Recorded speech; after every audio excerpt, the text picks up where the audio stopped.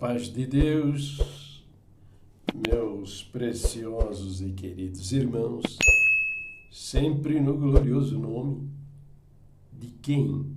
De quem? É do Jesus, o Cristo da Congregação Cristã no Brasil? É no nome do Senhor Jesus, autor e consumador da nossa fé. Entendeu? Certo? Então, tá bom, vamos conversar um pouquinho com esse menino aí, o Gerdel Oliva. E ele tá indignado, né? Tá bravo. Pastor fala mal durante 2 horas e 29 minutos. O que leva a isso? Tá indignado, né, meus queridos? Tá brabinho, né? Bom, eu tô querendo entender, né? Como é que ele vai, né, no canal do Daniel Ferro e em 2 lives, né? 2 lives longas. Acredito eu que são as lives mais longas da história do canal do Daniel Ferro. Não sei, dá uma pesquisada por aí, tá certo? Veja só, nessa daqui foram 3 horas, 8 minutos e 40 segundos. E nessa outra live aqui foram 2 horas, 55 minutos e 42 segundos. Um total de 7 horas, 33 minutos e 26 segundos, lacrando a Congregação Cristã no Brasil, lacrando o ministério, essa turma lá de cima. Entendeu? Bom, eu estou querendo entender o que é isso, o que está acontecendo na cabeça desse menino. E olha só o título que ele dá ao vídeo que ele contesta lá o pastor Paulo Júnior, né? O título é: Qual a Igreja de Cristo que separa um culto para atacar outra? Igreja do Demônio. E bota ali uma coruja. Meu Deus do céu, esse menino, né? Ele é conhecedor, né? Ele conhece o tempo em que a congregação arrepiava as demais denominações evangélicas, dizendo que os pastores de outras igrejas eram mercenários, ladrões de coleta, viviam da lã das ovelhas, né? Dizendo que o dízimo era maldito, e essas igrejas que cobravam dízimo eram todas diabólicas, do demônio. Ele lembra desse tempo, ele sabe muito bem, ele está consciente desse tempo aí. A congregação descobriu, né, o poder da mídia, né, das redes sociais. Começou a aparecer a realidade das igrejas. E a congregação começou a moderar o seu discurso. Pararam com isso daí e começaram a recomendar que não falasse das outras igrejas, não condenasse os pastores. Eles começaram a mudar o comportamento, porque, veja, quando você aponta um dedo acusador, né, para alguém, tem aqui, 1, 2, 3 dedos apontando contra você. Entendeu? E a congregação está cheia de melecas, né? Então, eles começaram a sofrer a reação aí nas redes sociais e começaram a modelar a linguagem. Mas esse menino está sendo honesto.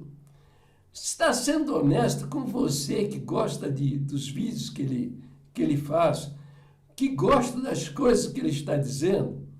Você acha? Hein? O que você pensa a respeito? Agora, veja bem, é o seguinte, tá? Você já deve ter visto por aí, né, o ditado, né? O pessoal fala muito, né? Que recordar é viver, né? Vamos dar uma olhadinha aí no que ele falou lá. Rapidinho, né? Um flash. Uma coisinha de nada, uma delas, tá? Do que ele falou lá no vídeo lá do Daniel Ferro. Tem muita coisa, tá? Se você tiver curioso, quiser saber, vai lá. Aí haja paciência, né? Para ver 7 horas de lacração, entendeu? 7 horas de lacração. Vai lá e veja, entendeu?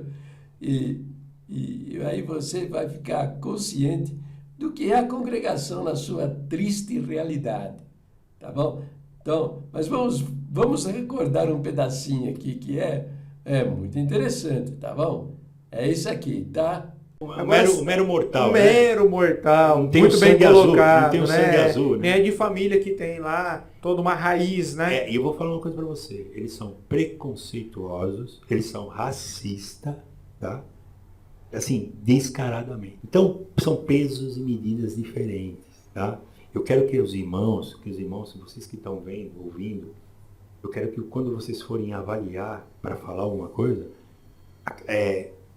guarda isso que eu estou falando. Pesos e medidas diferentes. Mas esse povo tudo crente? Meu cunhado, ele é chefe da cozinha. Lá do Brás. Era ele que bancava aquelas rodadas de vodka, de uísque, de conhaque lá na igreja. É o cachaceiro lá. Ele que...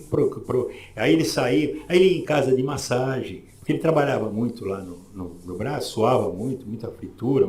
Aí ele saía para uma casa de massagem. E todo mundo dava risada, todo mundo achando da... Mas lá, esse domínio dessas famílias poderosas lá do Brás e tal, quem está lá hoje, que eu acho que é o Marsola, que é o que Sim. está no comando. Então, aí o que aconteceu? Em 2001, o Jorge assumiu a presidência. Jorge Cury, né? Jorge Cury. Até teve uns B.O. que vários falaram na internet, não sei se... Teve, inclusive, com o irmão Jeremias Guido. E um foi tirado e Jeremias tal. Guido era diácono, tá? E eles eram companheiros, viajavam para o mundo inteiro juntos os dois.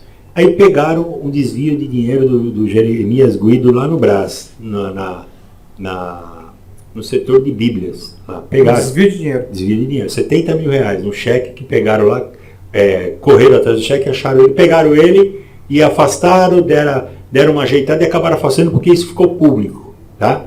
Muita coisa não ficou público, muita coisa eles abafaram. Muitos casos graves lá que aconteceu foi abafado. Principalmente os casos do Jorge, tá?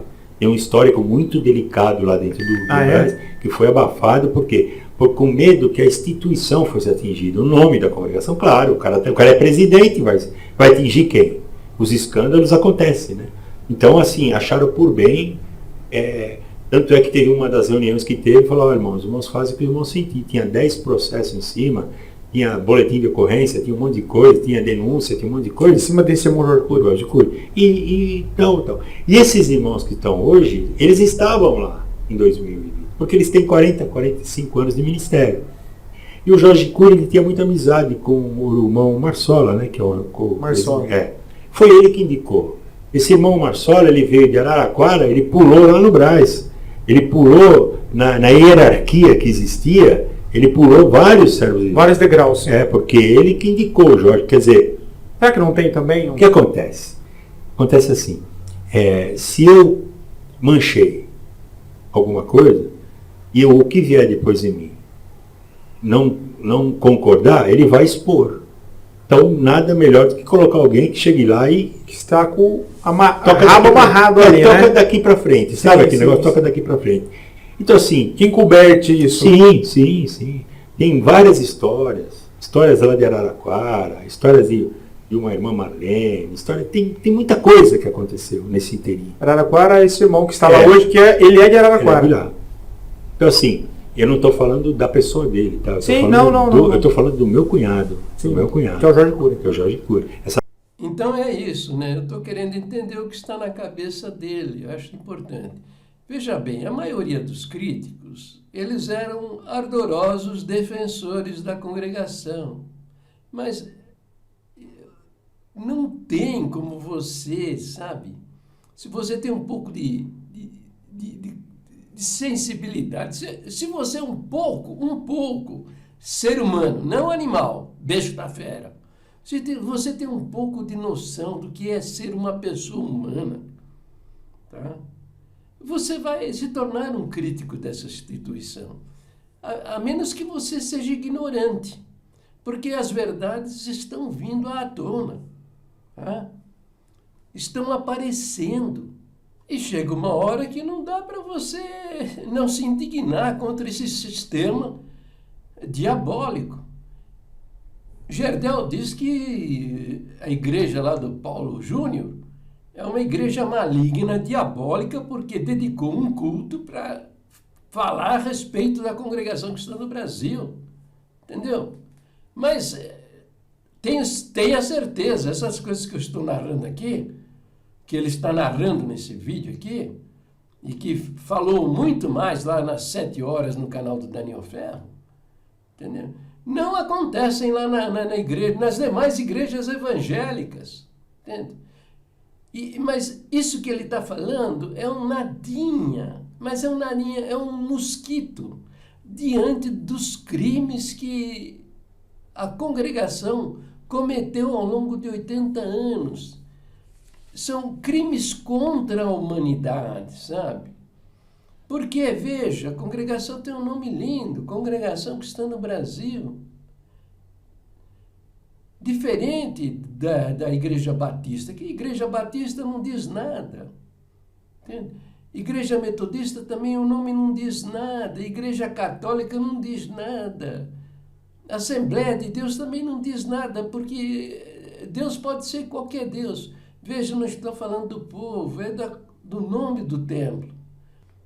Ele é expressivo, porque mostra para você que lá dentro tem um povo seguidor de Jesus Cristo. Aí aconteceu comigo, eu vi esse nome e achei interessante, quis conhecer. Entrei lá dentro, fiquei impactado. Em nome do Senhor Jesus na tribuna, na parede frontal, em nome do Senhor Jesus. Entendeu? Para no momento mais solene do culto, expulsar pessoas que têm entrado numa contradição, do adultério, de fornicação, outras coisas também, bobagens até, a pessoa era expulsa do templo, com discurso, fora daqui você é um cadáver, você está morto, está fedendo, aqui não é mais teu lugar, depois de ter manipulado a mente das pessoas, dizendo que a Bíblia é letra morta, porque o que pode defender? Veja, você que está vendo esse vídeo, o que pode te defender do engano, da mentira dos falsos profetas?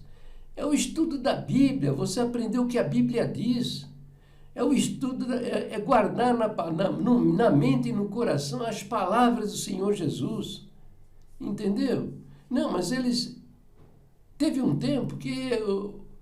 O Gerdel sabe disso, eles diziam que a Bíblia é letra morta, que estudar a Bíblia leva você à loucura, que não devemos estudar a Bíblia, numa total ignorância do que diz, ensina a língua portuguesa, que estudar é examinar com cuidado, com critérios, examinar profundamente, entendeu?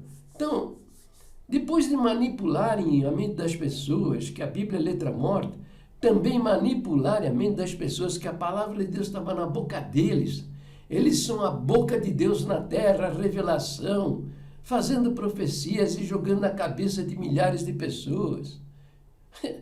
Cumpriu na vida de alguém? Aí vai lá na frente e glorifica a boca do ancião. Entendeu? Não se cumpriu, você vai reclamar? Vão dizer para você, você pegou a palavra pela lâmina, entendeu? Tinha que pegar pelo cabo, você pegou pela lâmina e se deu mal, entendeu? Para expulsar pessoas com esses gritos, perdeu a alma, não é das minhas ovelhas, cometeram o que eu entendo como um dos maiores crimes da história da humanidade.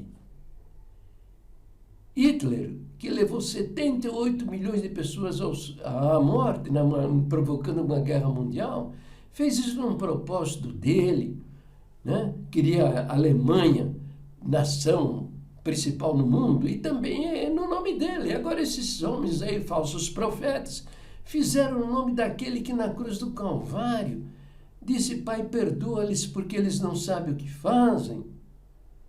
Entendeu? Aquele que perdoou a mulher adúltera, que foi jogada aos seus pés, ele perguntou: mulher, onde estão os teus acusadores? Ninguém te condenou? Ela respondeu: ninguém, Senhor, nem eu tampouco te condeno. Estes homens reconheceram que não existe pecado de morte e que não podemos julgar ninguém, mas isso está sendo tratado de maneira escondida e os crimes estão acontecendo. Esteja seguro disso, os crimes estão acontecendo por quê? Porque está sendo tratado de maneira escondida e é impossível você mudar uma tradição de 80 anos com essa leviandade com que esse assunto está sendo tratado. Então, os crimes estão acontecendo. Eu tenho aqui, 700 comentários apensos aos vídeos que tratam do pecado de morte. E a cada semana crescem mais. Isso são indícios de crime. Possível de até obter o testemunho judicial destas pessoas, porque o Google pode fornecer de quem é o celular e sabermos quem é o autor do comentário. 700 comentários horríveis, relatando suicídio de crianças, por exemplo, é um curto comentário. Quem não é da congregação não entende, mas quem é da congregação sabe o que aconteceu. O comentário é o seguinte: levei minha sobrinha para a igreja e aos 12 anos ela deitou com outro menino da mesma idade e depois disso ela cortou os pulsos, quer dizer, se suicidou. Quem não conhece a congregação entende, mas quem conhece sabe que a congregação, se tiver o dom de línguas, eles batizam antes dos 12 anos. E foi o que aconteceu com essa menina. Certamente lá em algum momento ela falou em línguas e aos 12 anos ela deitou com outro garoto da mesma idade. O que ela ouviu? Você caiu da graça, você perdeu a alma, o teu fim é um inferno, não tem perdão. Entendeu? A mulher está contando, ela deitou com outro garoto da mesma idade, aos 12 anos, e viveram essa vida, não sei se de que maneira, né, se relacionando eventualmente, como é que foi, mas permaneceram no namoro até os 16 anos. Aos 16 anos, alguma coisa aconteceu, acho que eles foram morar juntos, acho que talvez até com o consentimento dos pais, não sei, né? O fato é que ele resolveu organizar a sua vida. Ela não conta também, mas provavelmente ele era filho de famílias crentes, talvez da congregação. Esses detalhezinhos eu não tenho porque ela não relata. Mas ele foi para a congregação. Ela também não conta se ele batizou ou não. Mas certamente ele batizou e aí ele ouviu. Ela não relata, mas ele deve ter ouvido. Souberam da sua vida pregressa, né? E disseram: você não teve respeito com a obra de Deus, você caiu da graça, você perdeu a alma, não tem perdão, o seu destino é inferno, fora daqui, essas coisas. Ela relata, o que ela relata é que ela viu que ele começou a beber, começou a fumar, começou a usar droga, chorando o tempo todo, uma depressão infernal. E aí o que ela fez? Ela relata que ela foi à igreja. Começou a congregar para ver se conseguia, né, ajudar o seu companheiro ou esposo, eu não sei se casou ou não, a se encontrar novamente, restaurar a sua vida, a sua união com ela, né? Mas o rapaz terminou se suicidando, suicidou-se. E ela então parou de congregar. Lá pelas tantas, então ela resolve ir à igreja, porque alguma coisa ela viu ali, por exemplo, os cultos místicos, com promessas, né? Mas encontrou o ancião e perguntou para ele: irmão, eu posso participar do culto? O que ela ouviu dele? Porta aberta, até cachorro entra. Quer dizer, aí ela foi embora, não quis mais saber. Mas veja só se tem cabimento levar crianças ao suicídio. Tem outras coisas mais, são 700 comentários, tá? Por enquanto, e toda semana aumenta, tá? Toda semana aumenta. Aliás, você que sofreu alguma agressão, ouviu alguém que sofreu agressão, alguém que se suicidou, conhece a família, então, coloca nos comentários desse vídeo para que a gente possa denunciar, viu? Isso é motivo até já de estudos na Universidade Mackenzie, feito pelo pastor Evandro Rodrigues, entendeu? Está aqui, ó, relato e com depoimentos em 7 estados brasileiros, entendeu? Então, tá aí, ele diz que a igreja do Paulo Júnior é do diabo, é uma igreja diabólica, tá aí, ó, tá provado que a congregação é uma igreja satânica, diabólica, e que tem instruções secretas que levaram a essa desídia de passar 80 anos na prática do crime definido como tal no artigo 122 do Código Penal. Pare o vídeo por aqui, compartilhe esses meus vídeos nas redes sociais, para que todos saibam o que é essa organização religiosa. Deus abençoe a todos, fiquem todos na paz gloriosa do nosso Deus, sempre no precioso nome do Senhor Jesus. Amém? Amém.